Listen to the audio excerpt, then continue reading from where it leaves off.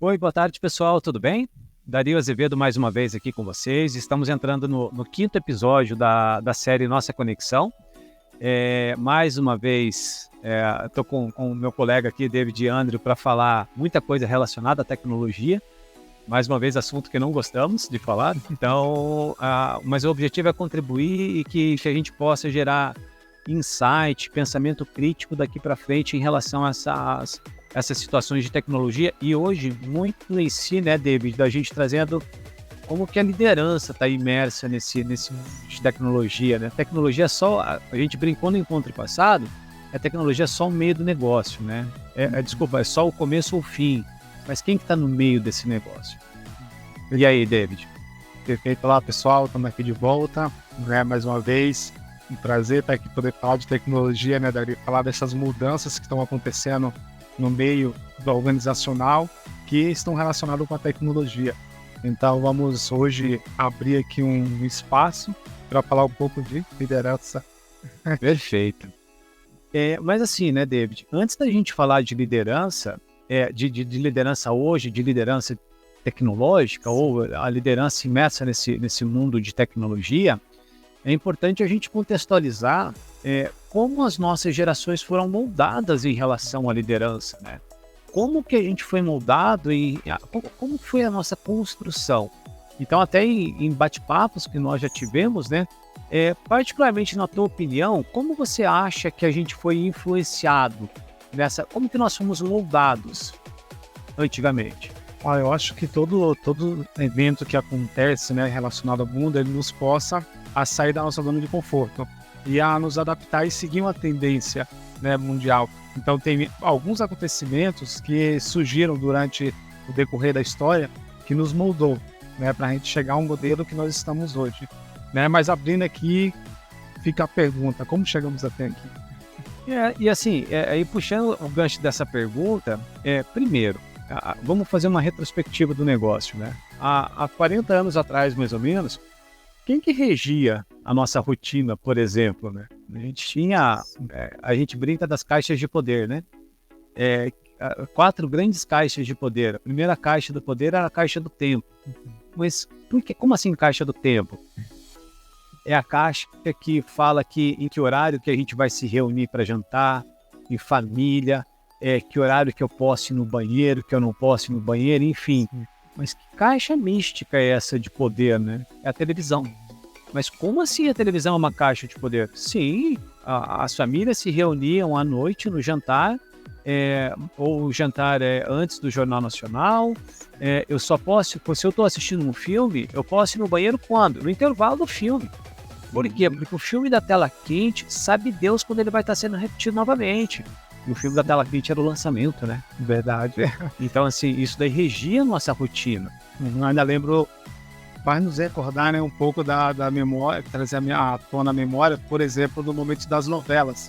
Então, o pai e a mãe reuniam a criançada em torno da sala ali para poder assistir a novela. E não podia perder aquele capítulo. Exato. Se você assistia onde depois? No YouTube? Não tinha YouTube. No streaming? Não tinha Globoplay, não tinha streaming, né? Sim. Então, vejam como a gente brinca que essa primeira grande caixa do poder mudava o nosso tempo, mudava a nossa rotina, ela ditava a nossa rotina, né? Só que fora a questão do tempo, nós entramos também na segunda grande caixa do poder, que é a caixa da comunicação. Hoje a gente tem, independente de onde do mundo você está, eu mando uma mensagem para você na hora e você visualiza na hora. Se você estiver disponível, se você estiver online, você visualiza na hora, a gente conversa em qualquer momento, né? Só que antes não. Se a gente olhar para 1970, para 1980, a gente tinha uma grande caixa do poder que você tinha que escrever, né? Alguma coisa, você tinha que torcer para aquela pessoa, para que essa mensagem chegasse naquela pessoa, você não sabe quanto tempo depois ia chegar essa mensagem. Então, essa grande caixa da comunicação a gente chamava de caixa de correios, né? Caixa de correios. E assim, Deus o livre você recebeu um telegrama. Então, assim, telegrama, quando que eu mando um telegrama? Porque ela é louco de cara. Eu mando um telegrama só quando eu tenho uma notícia. Sim. Muito boa, né, Dario? Por exemplo, passei no concurso. Passei no concurso. Mas o nosso viés, infelizmente, sempre foi negativista. Sempre foi Né? negativo. Não, chegou um telegrama. Ok. Então, essa segunda grande caixa do poder tinha esse poder efetivamente sobre a nossa comunicação. E aí nós entramos na terceira grande caixa do poder, que a gente chama do nosso primeiro endereço analógico, né? Como assim o nosso primeiro endereço analógico? O nosso orelhão, nosso telefone público. Eu acredito que hoje nós já tenhamos pessoas que nunca utilizaram um telefone público, um nativo digital. Eu acredito que a gente já deve ter pessoas que nunca utilizaram um telefone público. Assim, que talvez nem sabe o que é. Não sabe o que é, porque como assim vendia de um telefone público, de uma ficha telefônica, né?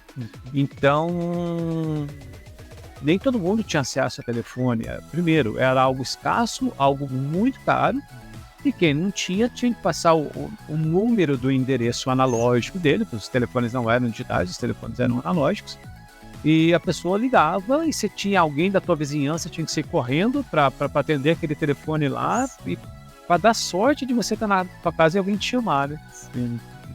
Eu não sei se você lembra, ainda ontem nós estávamos comentando sobre aquelas caixas de som, as primeiras caixinhas de som dos computadores. Nós colocávamos em cima da mesa, aí disse que aquilo ali tinha o poder de prever o futuro. Na mera munição, né? Que ela começava, ela dava interferência na frequência antes do telefone tocar. Então a gente já sabia que o telefone ia tocar devido àquela interferência na frequência. Isso era uma coisa legal. Então, assim, veja que a gente tem essa influência da terceira grande caixa do poder, né, no nosso endereço analógico. As pessoas se comunicavam naquele endereço e era a única opção que a gente tinha. E a última, quarta grande caixa do poder, que é o poder do conhecimento. Quando a gente entrava na casa de uma família, tinha Barça na estante. Caramba, se tem uma Barça na estante, essa família investe em educação, investe em cultura, porque era um status, né? Gente, em 14 volumes a gente tinha todo o conhecimento do mundo. Em 14 volumes. Preciso fazer um trabalho para a escola. Onde que eu vou consultar esse trabalho na escola? Eu chegava com um folhar maço. Onde que eu vou consultar? Na Barça. Então, todo o poder do conhecimento estava concentrado nessa grande caixa, que era a caixa da informação, que eram as enciclopédias, as Barças, né? Literalmente todo o conhecimento do mundo mesmo, né? Do mundo externo, onde a gente não alcançava, onde a gente não via. Então, eu falar coisas relativas a outros países, eu só conseguia falar se eu tivesse aquele conhecimento que estava na minha estante. Exato. Eu não conseguia ter notícias, por exemplo, da geografia de outros países. Eu teria que consultar. Você não tinha fonte de informação. Você tinha que ir para aquilo ali, que era realmente o poder de conhecimento do mundo na tua estante, né? E aí, continuando nessa analogia das grandes caixas de poder, para a gente poder começar a falar de liderança, assim, não é que era fácil viver naquela época, mas era menos difícil. Por quê? Porque a velocidade de transformação ela não era tão grande. Normalmente as pessoas nasciam e morriam dentro de uma única era de evolução, dentro de uma única era de transformação. Até pegando um exemplo aqui, e vou resumir para a gente não ficar sendo repetitivo, quando a gente fala de ondas de evolução, e um grande cientista que trouxe a primeira vez esse contexto foi o Kondratiev, que ele fala do tempo de ondas de evolução. A primeira onda de evolução que nós trazemos aqui para vocês, ela começa em 1785, ela tem uma duração de 60 anos. O que acontece nessa primeira onda de evolução? A gente fala de poder da água nos moinhos de vento, a gente começa a falar da utilização da água como uma força motriz, a gente fala do início da indústria têxtil, a gente fala do uso do ferro na própria indústria. Caramba, mas essa primeira onda de evolução ela tem uma duração de 60 anos. Caramba, então a pessoa nascia e morria dentro de uma única onda de evolução. Essa é considerada a primeira. E vão vindo outras, a gente tem aqui a máquina a vapor, a gente tem o motor a combustão, a gente tem a aviação. Só que o que acontece nessas ondas de evolução? O período delas começa a ficar menor. A primeira onda a gente está falando de um universo de 60 anos, segunda onda a gente fala de 55 anos, até que nós chegamos na sexta onda, que é a que nós estamos vivendo agora. E por isso que eu falei que não é que fosse mais fácil, mas era menos difícil viver antes. Por quê? Essa sexta onda, o que nós trazemos aqui para vocês? A gente fala de inteligência artificial, a gente fala de internet das coisas, a gente fala de realidade virtual. E qual é a duração dessa sexta onda? 25 anos somente. Ou seja, a gente está curto, nós nascemos numa onda de evolução anterior E a gente já está pegando essa nova onda de evolução. A gente não teve nem tempo de digerir a onda de evolução anterior e a gente já está tendo que se adaptar a essa nova onda de evolução, né? E nós, gestores, nós, líderes, onde que nós estamos Qual é o nosso papel? Qual é o nosso papel? O que eu faço a partir de então, né? Vejam, gente, a gente está falando nesse momento que a gente tem três evoluções ou três revoluções acontecendo simultaneamente.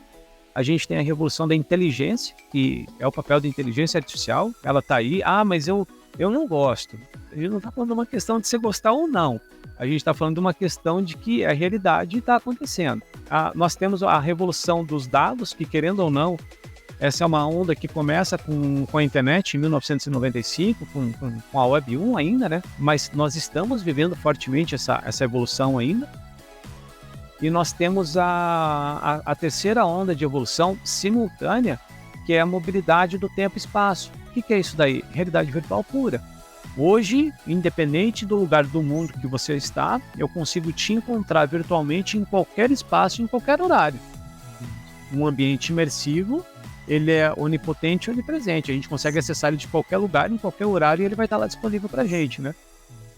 Gente, então, nós, líderes nesse momento, se antes eu nascia e morria dentro de uma única onda, a gente está vivendo duas evoluções simultâneas, sendo dentro dessa sexta onda de evolução, a gente tem três coisas muito fortes acontecendo: internet, inteligência artificial e a mobilidade do tempo e espaço com a realidade imersiva. A mobilidade, a gente acompanhando essas evoluções, a gente começa a entender que sempre está surgindo um movimento, né, fora do nosso país, que é onde determina a tendência do que vai acontecer.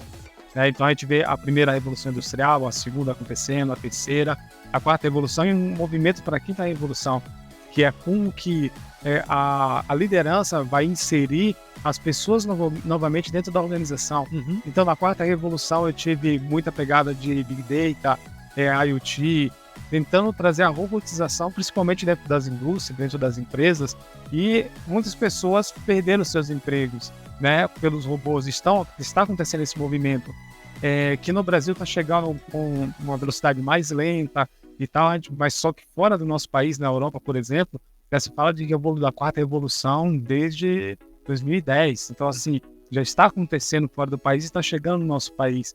E já se ouve falar de um novo movimento, que é a Revolução 5.0. O que vem a ser essa 5.0? Como é que nós vamos trazer realmente essa parte social, né? Como que a gente colocou essas pessoas, devolveu para a sociedade na quarta revolução, e como nós vamos tirar essas pessoas novamente da sociedade e inserir ela no ambiente de trabalho. Uhum.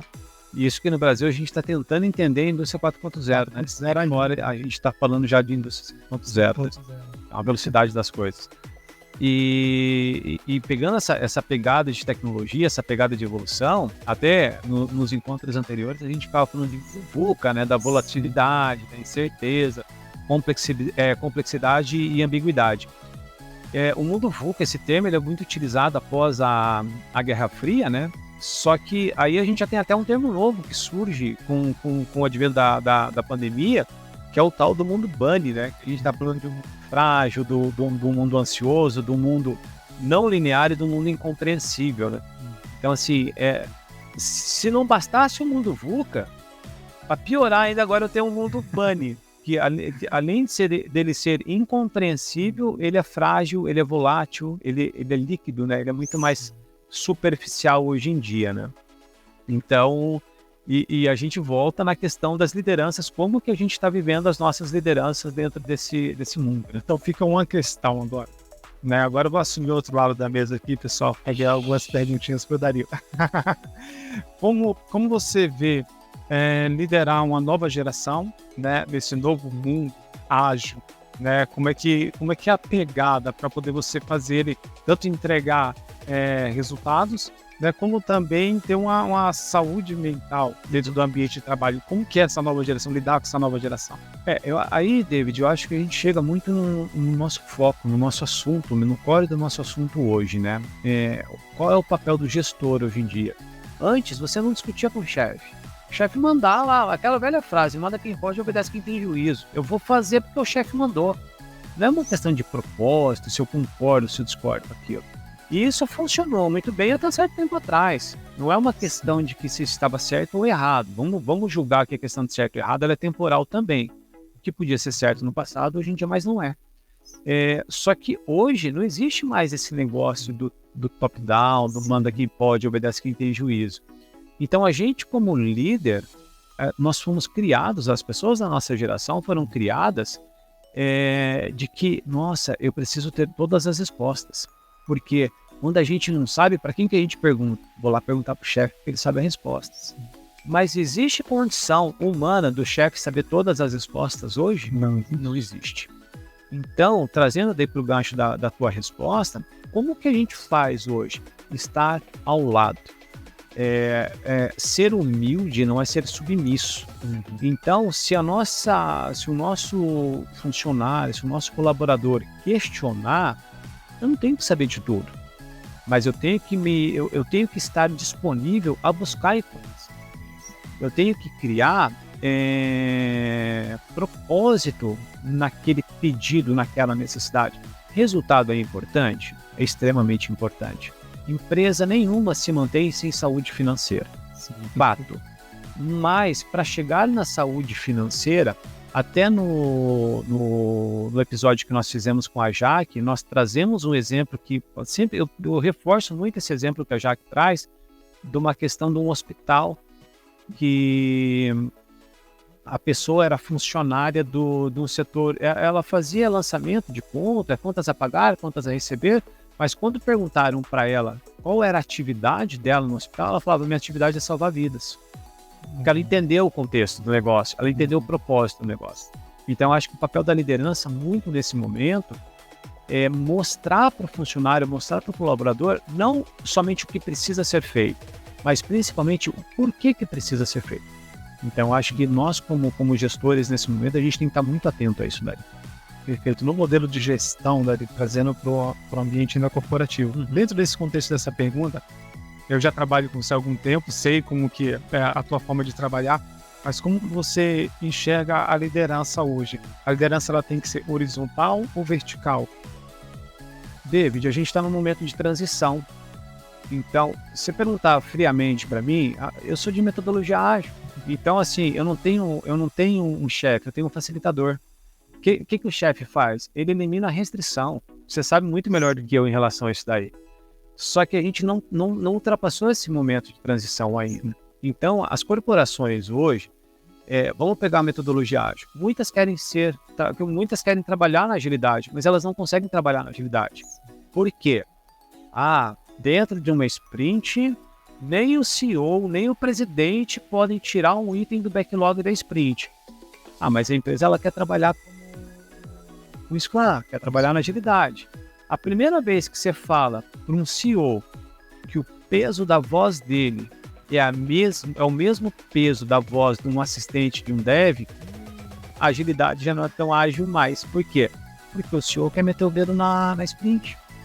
Então, acho que assim, a gente tem um trabalho educacional muito forte agora de base, de mostrar para os funcionários a importância do pensamento crítico, de que eles não aceitem por aceitar, de que eles deem opinião, tragam sugestão, mas a gente tem um trabalho gigantesco de evangelização também de cima, porque as lideranças devem empoderar os liderados também, eles têm voz ativa. Então não adianta eu só cobrar da base, sendo que eu não dou o exemplo. Então isso é muito forte. Para mim é multidisciplinar, para mim é squad puro e eu não tenho chefe, eu tenho facilitador. É totalmente horizontal. Mas infelizmente a gente está passando nesse momento de transição. A gente entra no conceito, no critério de cultura, né? Até que essa cultura ela comece a acontecer, a mudança dentro da empresa, vai um tempo, né, de adaptação. Mas então, trazendo ainda nessa questão, eu lembro que há um tempo atrás a gente conversou sobre esse assunto. Eu acho que também o pessoal ainda fica meio querendo entender, né, qual que é o modelo de liderança ideal. É o modelo generalista ou especialista? Isso é muita opinião, tá? Não, e assim, mais uma vez, não é uma questão de certo ou errado, é questão de opinião. E eu me posiciono que eu concordo totalmente com o generalista, que é aquela pessoa que consegue navegar muito bem em vários ambientes. Por exemplo, eu vou me colocar nesse exemplo. Eu estou hoje como gerente de TI. Qual é o meu background de TI? Eu não tenho informação técnica nenhuma em TI. Eu estudo, eu sou entusiasta, eu vou atrás. Você sabe que eu sou alucinado por isso, mas se você pedir para eu digitar uma linha de código, eu não sei digitar uma linha de código. Mas eu sei o que o código pode fazer. Então, eu tenho ideia do que a tecnologia pode nos proporcionar. E dentro das nossas equipes, nós temos os especialistas. O generalista não vive sem um especialista. Assim como o especialista não vive sem um generalista. Lembra do papel do arquiteto? Quem é o arquiteto? É o cara que navega entre quem está naquela pessoa que está sentindo dor e aquela pessoa que tem um remédio. Então, esse arquiteto é a pessoa que formula efetivamente a solução para o negócio. Mas, particularmente, eu acredito no generalista. Fora do Brasil, o generalista é mal visto. Por exemplo, nos Estados Unidos, quem que manda? Especialista. Mas aí, uma palavra que você usou agora há pouco, a questão cultural, né? Nós temos uma questão cultural muito forte, modelo americano. Por mais que a gente siga muito da questão do modelo americano, mas hoje em dia o modelo americano é um pouco diferente do nosso.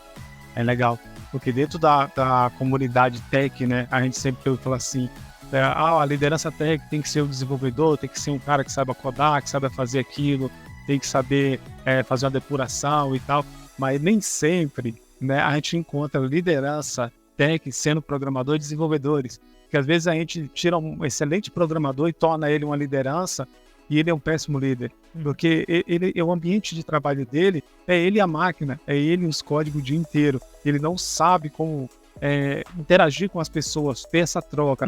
Você acha importante hoje que o líder ele saiba muito bem se relacionar ou ele tem que ter muito mais a parte técnica? Gente, hoje eu estou provocando bastante o Dario, tá? Eu acho que a pergunta que vocês queriam fazer, hoje eu estou fazendo para vocês. Não só acredito, como eu estou num trabalho forte de desenvolvimento pessoal em relação a isso. Eu acho que a relação... Acho que a gente nunca falou tanto de tecnologia Acho não. Tenho certeza absoluta que nós nunca falamos tanto sobre tecnologia que nem o que a gente está vivendo na história agora. E nunca se ficou tão preocupado com o ser humano como a gente está preocupado agora. Então, eu acredito fielmente de que essa capacidade de interação com o ser humano, a capacidade de preocupação, vamos usar o termo empatia. O que é empatia? É eu vestir o sapato do outro. O que dói nele? Deixa eu entender a dor dele. Porque eu julgar de acordo com o meu filtro, de acordo com minha régua, é fácil, de acordo com as minhas experiências. Mas quais são as experiências dele? Então, e eu estou fazendo um trabalho forte, assim, Dario, você é um exímio gestor de pessoas? Não, e estou muito longe. E eu acho que eu vou chegar em algum momento, também não acho. Por quê? Porque é um processo contínuo. Vamos falar de melhoria contínua, né? Não tem fim nunca. Então, acho que quando a gente achar a resposta, eles vão lá e mudar uma pergunta. Mas eu acredito fielmente de que essa pessoa que saiba se relacionar com as pessoas, saiba identificar potencial, saiba... Vamos voltar para o papel do arquiteto. Saiba decifrar o propósito.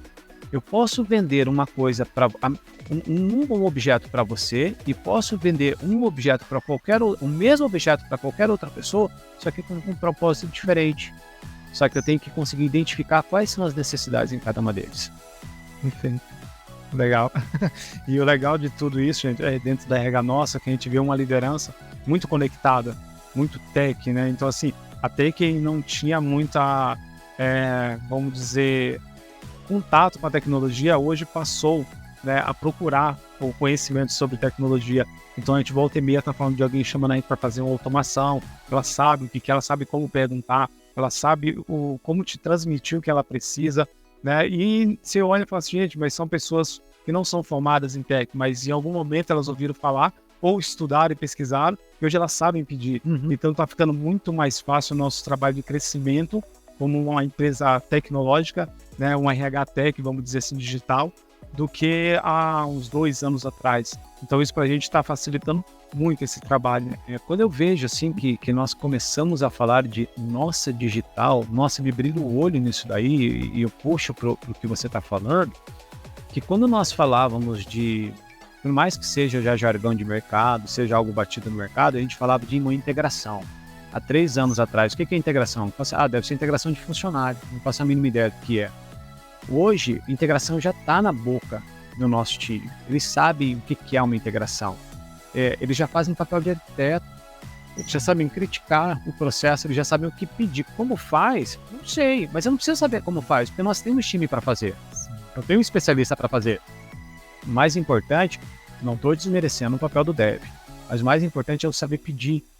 Se eu tenho algo organizado, estruturado, se eu sei pedir de maneira organizada, o resultado final é muito melhor.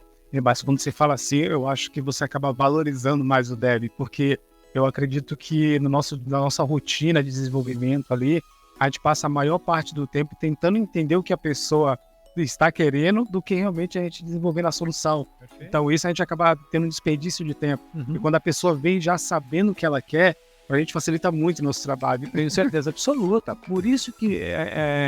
Mas, Dario, vamos investir no especialista ou no generalista? Isso que eu falei, nós temos especialistas. Gostaria de ter muito mais, mas nós temos especialistas. Então, a gente precisa trabalhar fortemente no nosso público de que o importante é o como pedir, efetivamente o que você quer. As pessoas chegam para a gente com algumas demandas, com alguns processos, eu vejo somente uma área, eu vejo o micro, eu não vejo o macro, eu não vejo o input e eu não vejo o output, eu não vejo como a informação chega e eu não vejo como a informação sai. Eu só estou preocupado com a minha área. Mas não adianta você receber uma informação errada ou jogar uma informação errada para frente, o processo não vai funcionar. Ou você vai jogar o problema para outra pessoa. Você resolveu o problema da sua área, mas você não resolveu o problema do cliente ou você não resolveu o problema da sua empresa. Concordo. E é um negócio bacana que daí quando a gente faz essa contextualização toda de o que nós vivemos até então como líder, como gestor e o que a gente está vivendo agora, é muito forte de que a gente sai daquele mundo singular, né, do somente eu, para um mundo plural agora, né? Então, assim, hoje em dia somos nós, não tem mais o eu, o chefe fez, o gerente, o diretor, o VP, enfim, qualquer cargo hierárquico que ele tem. Hoje somos nós. E outra coisa, a gente sai do tal do mundo binário, né? Que só existiam 2 opções antes. Qual que eram as opções? 0 ou 1, código binário. Quais as opções que a gente tem hoje? É quântico.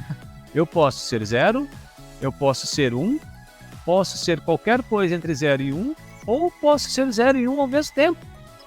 Então a nossa liderança está imersa nesse tipo de coisa. E como que a gente trabalha isso daí? E aí, e mais uma vez, gente, por favor, não é que tudo que nós fizemos até então está errado, isso eu quero deixar claro. Tudo que nós fizemos deu certo, funcionou, trouxe a gente até aqui, mas com certeza não é o que leva a gente daqui para frente. Então isso que tem que estar na nossa cabeça, porque senão a gente acaba desmerecendo todo um trabalho bem feito que foi feito. Só que a gente precisa melhorar para que a gente consiga levar isso aqui para frente. E aí, a gente pode citar alguns exemplos aqui, ou algumas sugestões de como que a gente pode se comportar em relação ao daqui para frente como gestor, para que a gente aumente a nossa assertividade, para que a gente aumente ou melhore os nossos resultados, para que eu seja uma pessoa de um melhor relacionamento com os meus funcionários, né? E aí a gente traz aquela brincadeira dos 4 As, né? Do pilar dos 4 As. Primeiro, um líder audaz, que é um líder que tem coragem de assumir riscos, né? Primeiro, o medo é inerente do ser humano. Todo mundo que não conhece tem medo. Mas você tem um risco calculado de que, poxa, deixa eu experimentar esse algo novo. Vamos falar de inteligência artificial. De 10 pessoas que eu falo de inteligência artificial, 6 falam, ih, cara, isso daí vai matar o ser humano, é Skynet. Uns 2 não querem nem saber do que se trata. E somente uns 2, espera um pouquinho, o que você está falando? Então, eu acho que esses 2, eles entenderam o recado melhor. É ser audaz de aceitar o diferente, de correr atrás, de não estar satisfeito com uma única resposta. Não aceitar aquilo ali como um modelo padrão. Vamos voltar para a metodologia ágil. Sempre tem um jeito melhor de fazer as coisas. Por mais que a gente ache que o processo está funcionando.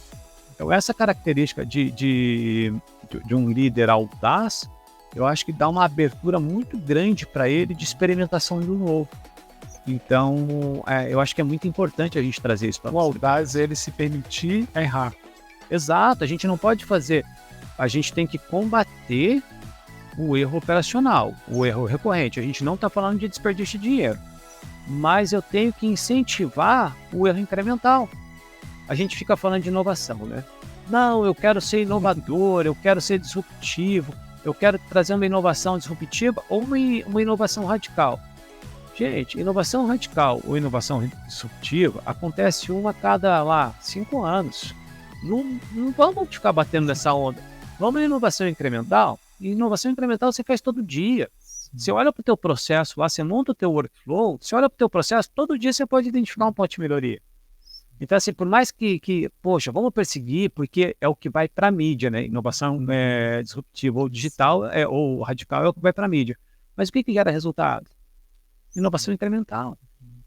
Então, vamos debruçar sobre, vamos permitir errar, para que a gente possa buscar resultados melhores, né? Então, esse seria o primeiro A que eu acho que a gente pode trazer para vocês. E o segundo A, a questão da adaptabilidade. Que por mais que você seja audaz, você queira experimentar o novo, as coisas estão mudando a todo momento. Então, você tem que ter esse poder camaleão de estar se adaptando como as coisas estão acontecendo. Até 2017, nós recebíamos currículo físico somente, em Curitiba. Quantos currículos físicos você viu a empresa recebendo nos últimos 3 anos? Acho que 0. Certo. Não existe currículo físico mais. O nosso processo hoje é um processo de admissão digital. A gente não usa papel. Nós fizemos uma estimativa agora do último ano e meio. Nós economizamos mais ou menos, e aí entra muito forte a questão de também impacto ambiental. Nós economizamos na casa de mais ou menos 500 mil de folhas de A4. Por quê? Porque a gente tem um processo digital. Isso é se adaptar, porque é questão do mercado. A gente precisava fazer isso para novos voos. Então, ou eu faço, ou eu me adapto aos novos voos, ou eu não faço. Tá tudo bem, você pode não ter opção de fazer, só que você não vai crescer também. Então, esse A da adaptabilidade é muito forte. Então, ele te traz uma oportunidade de você escalonar o teu negócio. Você consegue romper barreiras, que até então a gente estava limitado ao currículo físico. Então, quer dizer que quem está lá na outra ponta do Brasil, ele não tem a oportunidade de conhecer ou entrar no processo da RH nossa, se limitava, né? Vamos pegar o nosso exemplo novamente. Com essa expansão geográfica, esse movimento que a empresa fez nos últimos anos. Hoje nós atendemos em quase 270 cidades no Brasil. Eu tenho escritório da nossa em 270 cidades? Não. Eu tenho gente recebendo currículo? Não. Eu tenho gente captando documento para fazer a admissão desses funcionários? Não. Então, ou me adaptava, ou eu não poderia crescer. Então, assim, só que isso a gente já está fazendo já há 6 anos. Esse processo de expansão e adaptação. Só que a coisa está ficando cada vez mais veloz. Então, hoje a gente fala de metaverso. A gente está fazendo capacitação no metaverso. A gente está falando de implantação de inteligência artificial. A gente estava brincando com inteligência artificial, fazendo upload de arquivo e pedindo para ela fazer análise para a gente. Será que está todo mundo disponível para essa adaptação desses novos modelos? Isso é muito perigoso, né? E a gente tem que estar muito atento de uma maneira positiva a isso, né? Que o mercado ele é volátil, né? Não, o mercado é volátil. Totalmente. E assim, teve um exemplo muito legal que eu escutei. Empresas mais tradicionais ou empresas mais antigas, e isso está acontecendo muito forte, de mudança de prestação de serviço ou venda. A Porto Seguro. O que a Porto Seguro faz? A Porto Seguro é uma seguradora. Mas a Porto Seguro, hoje ela é Porto somente. Ela vende só seguro? Não, ela não vende mais só seguro. O Nubank, ele não é mais Nubank. Ele é Nu. Por quê? Ele não está assim, restrito somente a uma questão de banco. Então, o que você faz hoje, fica atento às oportunidades que você tem. A Motorola está virando fintech. A Motorola já tem um app de serviços financeiros disponível para os usuários no Brasil. Mais um exemplo gigante é a Apple, que é se posicionar como uma empresa de saúde. O que tem a ver a Apple? Como assim, né? Com saúde. Gente, a Apple trabalha smartwatch. É um IoT, ele está te monitorando 100%. Se você tem um smartwatch hoje, um Apple Watch, Se você cai de maneira brusca, ele pergunta para você se você quer ligar para o serviço de emergência ou não, porque ele entende que você pode ter tido um ataque do coração. E se você não anular aquele comando, ele vai ligar para um serviço de emergência. Caramba! Então a Apple, que é uma empresa de tecnologia, pode ser a maior companhia de saúde do mundo? Por que não? Adaptabilidade. Adaptabilidade. E fora a questão da adaptabilidade, eu já puxo o gancho para o terceiro A, que é a questão da abertura. Você está disponível para escutar. É o que a gente estava falando dos funcionários. Gente, a gente não tem capacidade de ler tudo, a gente não tem capacidade de estudar tudo, a gente não tem capacidade de entender tudo. Só que a gente tem um monte de funcionários trabalhando com a gente. E garanto para você, é muito legal se eu tiver um monte de gente melhor do que eu, porque essas pessoas puxam para cima. Então, se essas pessoas estão estudando, se elas estão procurando se desenvolver, a novidade vem delas também. Quanto que eu estou aberto a escutar? Quanto que eu estou aberto a ser criticado? É difícil ser criticado como gestor, porque o nosso modelo, mais uma vez, a gente não foi preparado para isso. O nosso modelo é muito de que quem tem a última palavra, quem está certo na história, é o chefe. O chefe sabe de tudo, o chefe está certo na história. Hoje não mais. Como que você sabe de tudo? Como que você está certo?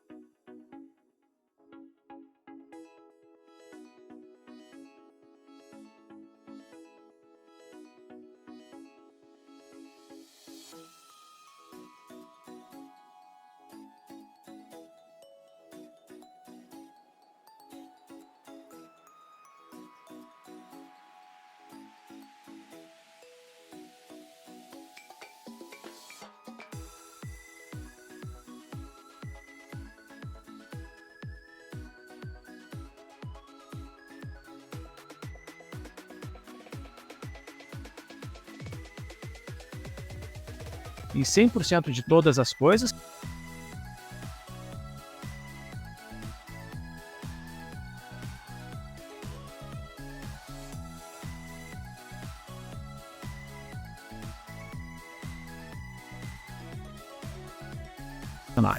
a receber esse tipo de coisa dos nossos funcionários.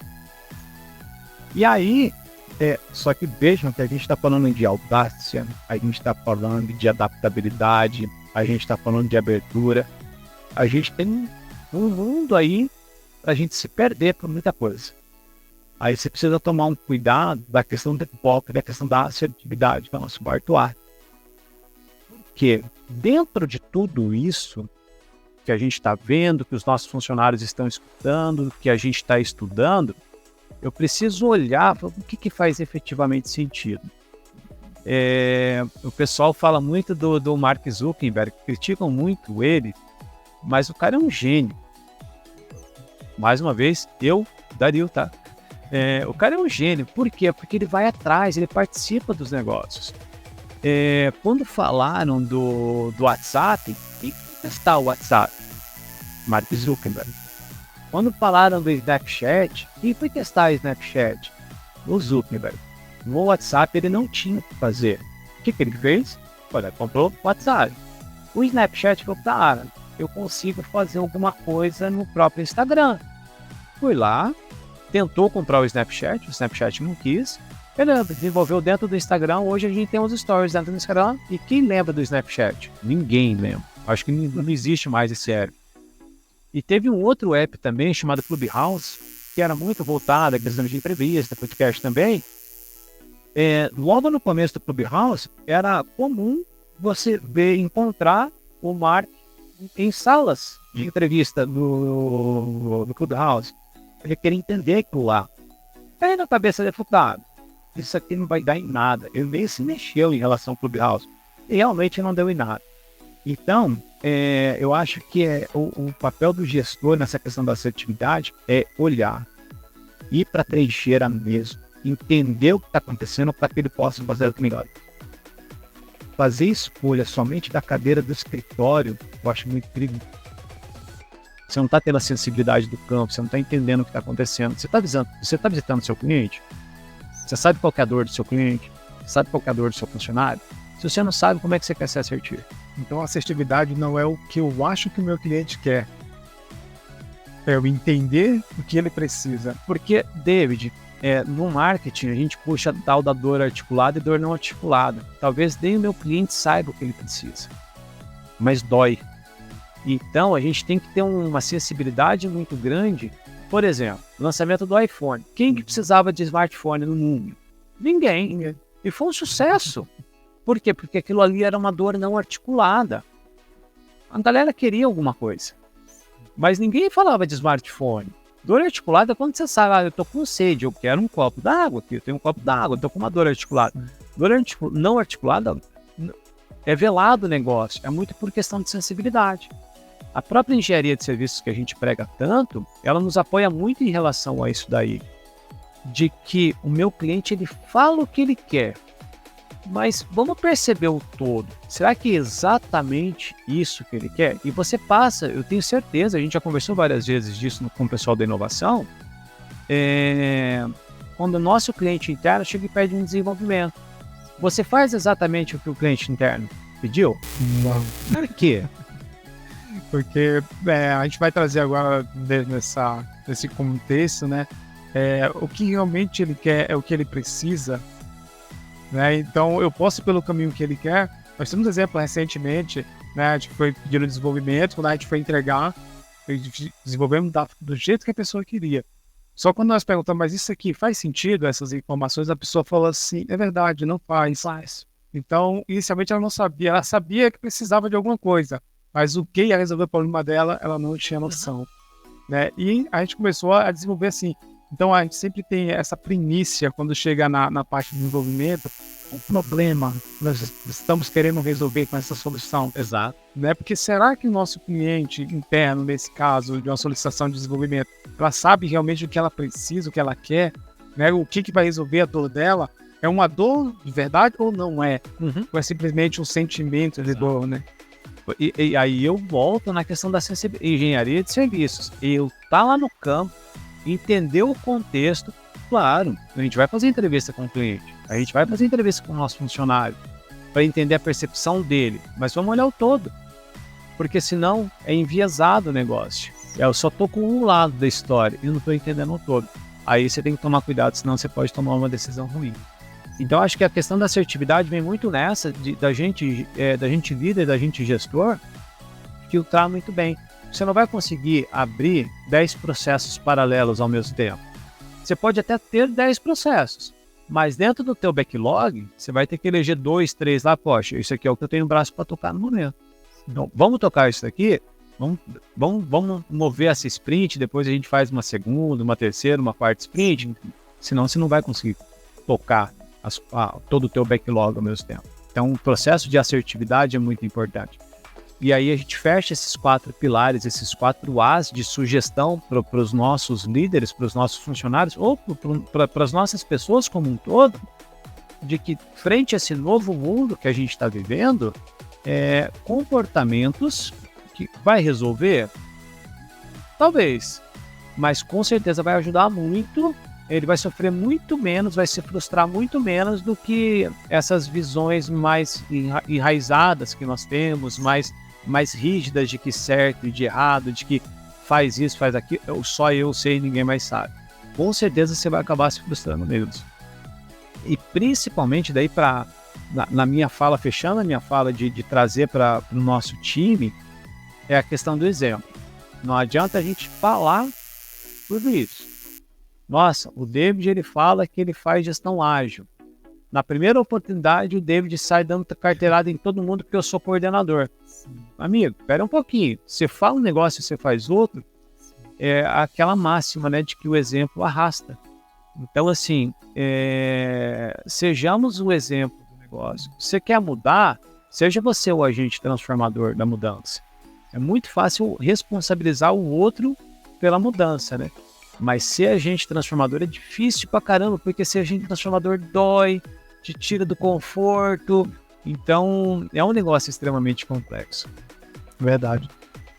Dario, então, acho que para a gente caminhar para os finalmente, né? Acho que tem algumas perguntas aí que a gente ainda tem que vamos levar para casa, né? Como lição aí. Mas você vê hoje, dentro de um contexto, trazendo todo o ambiente de trabalho nosso, a liderança nos pilares dos 4 aí, qual que você elencaria, como você elencaria os principais? Né? Eu preciso ser mais assertivo, eu preciso me adaptar mais, né? Como que você vê essa... Por exemplo, eu quero me desenvolver, o que eu tenho que desenvolver primeiro dentro desses pilares? Eu acho que o nosso time, David, já pegou muito a questão da abertura, isso já está enraizado neles, a questão da adaptabilidade. Você vê um pessoal que era só de dentro do escritório, eles estão indo para o cliente, eles estão querendo ver outras coisas, eles estão nos procurando como inovação, estão sendo arrojados, audazes, porque eles estão trazendo ideias. Só que eu ainda acho que a gente pode puxar muito mais a questão da assertividade. Então, efetivamente, eu não preciso pedir tudo. Pede uma coisa bem feita, que te traga resultado. Não, eu quero ser inovador. Mas inovação por inovação não resolve nada. Vamos voltar na questão o que você quer resolver? Então, se eu fosse elencar, eu puxaria hoje a questão da assertividade, porque é uma questão de foco. Aonde que a gente quer chegar? Se você sabe onde você quer chegar, se você sabe qual é a sua dor, eu acho que é muito melhor de você tomar a decisão. Até porque os outros, uns mais, outros menos, eles já estão começando a ficar enraizados no nosso time. Mas eu acho que a gente poderia, hoje, entrar muito mais na assertividade, que eu acho que o resultado seria, em curto prazo, seria muito melhor. Perfeito. E para os novos líderes que estão chegando, qual que é a dica? Gente, poxa, vamos falar de lifelong learning, né? Eu estava na Espro esses dias atrás falando com aprendizes da Espro, falando sobre o conceito de estudo. Você não vai parar de estudar nunca mais na sua vida. Então, busca, vai atrás, relaciona. O Dario, que é um cara de dados, que eu sempre eu recebi esse carimbo da pessoa analítica, da pessoa de dados, falando de relacionamento de pessoas, né? Só que para mim foi transformador quando eu comecei a olhar o elemento ser humano. Eu nunca perdi a questão do dado, eu nunca perdi a questão analítica, a questão racional do negócio. Mas quando eu comecei a olhar o viés humano, as coisas ficaram muito mais fáceis. Porque eu tinha informação, só que eu não sabia vender essa informação, porque eu não tinha relacionamento humano. Então, assim, na essência, vai para cima do ser humano. Estuda competência técnica é extremamente importante, o resultado é extremamente importante. Mas o que você está fazendo com esse dado? O que você está fazendo com essa competência técnica? Como que você está compartilhando? Como você está permeando isso com as outras pessoas? Então, a questão de relacionamento de pessoas, eu acho que estude muito a relação com pessoas, que eu acho que você vai ser um líder muito melhor e você vai sofrer muito menos. Eu que eu digo a pessoas que eu sou uma pessoa de exatas e nos últimos anos temos que sempre estar se desenvolvendo, né, Dario? Eu estou buscando esse desenvolvimento também constantemente e para mim agora está abrindo novos horizontes de entender, né, o comportamento das pessoas, do ser humano em si, principalmente na questão de quando a gente fala de feedback, né? Então tem toda uma tratativa para você dar um feedback, não é igual, por exemplo, quando a gente dá um feedback de números, né? A gente pega lá para poder fazer uma comparação estatística de algum número. É totalmente diferente a tratativa com as pessoas. É tão fácil lidar com número e com marca, porque é frio, né? É racional, ou é zero, é binário. Ou é 0 ou é 1. E o relacionamento humano ele é quântico, né? Ou ele pode ser 0 e 1, pode ser os dois ao mesmo tempo, né? É quântico. Dario, então, eu agradeço mais uma vez por estar aqui, né? Eu acho que vai ter o papel hoje. Foi muito legal novamente estar aqui conversando com você, né? Poder te perguntar, fazer essas perguntas. Eu acho que a maioria das pessoas tem essa necessidade de ouvir, de entender, de saber como ela pode se desenvolver como um líder, porque muitas pessoas falam que ser líder é você nascer líder, né? Então, eu discordo disso, eu acho que ninguém nasce líder, né? Você desenvolve isso ao longo da tua vida. E tem sim técnicas de liderança, você consegue desenvolver isso. E hoje aqui, para poder a gente bater esse papo, né, trazer essa transparência aí para o nosso pessoal, foi muito legal trocar essa experiência com você. Mais uma vez, obrigado, Daniel. Eu que agradeço. Hoje foi diferente o papel, para mim foi legal também, e mais uma vez é um assunto que eu gosto mais, e agradeço a oportunidade de estar nesse papel agora também, porque é importante para a gente estar fazendo esse bate-bola, esse desenvolvimento, e agradeço a paciência e a colaboração de vocês também, pessoal. E nos encontramos no nosso próximo episódio. Tchau, tchau, pessoal. Abraço, até mais.